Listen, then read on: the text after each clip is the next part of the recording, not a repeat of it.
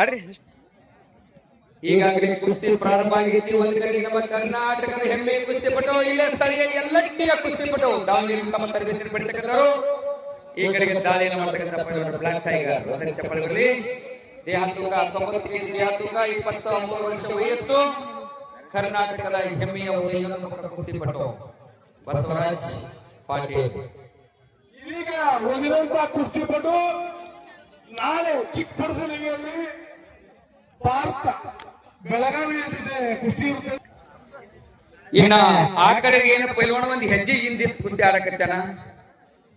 ಶುಭಂ ಪೋಷಕರು ಪೈಲ್ವಾನರು, ಮಹಾರಾಷ್ಟ್ರದ ಪೈಲ್ವಾನರು. ಅವ್ರ ದೇಹ ತೂಕ 91 ಕೆಜಿ ಐತಿ.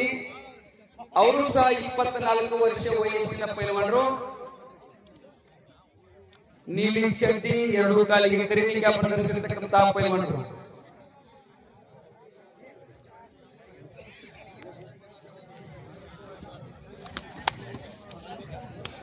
ಈಗಾಗಲೇ ಒಂದು ಕುಸ್ತಿಯನ್ನು ನಾವು ಕಂಡಿದ್ದೀವಿ.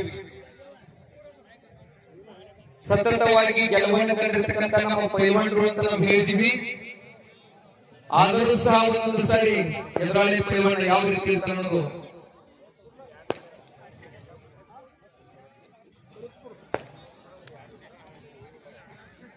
ನಡೀತಕ್ಕಂಥ ಕುಸ್ತಿ 3ನೇ ನಂಬರ್ ಕುಸ್ತಿ.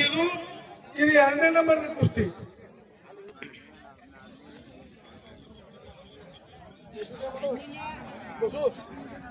ಕಡೆ ತಿರುಗಿಲ್ಲ ಸ್ವಲ್ಪ ಕಡೆ.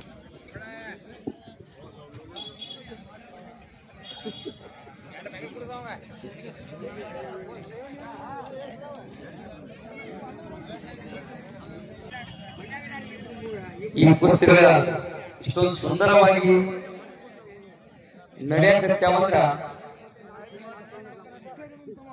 ಹಿರಿಯ ಪಡಿಸಲಿಗೆ ಹಿರಿಯರ ಶ್ರಮ ಬಾಳ ಐತಿ.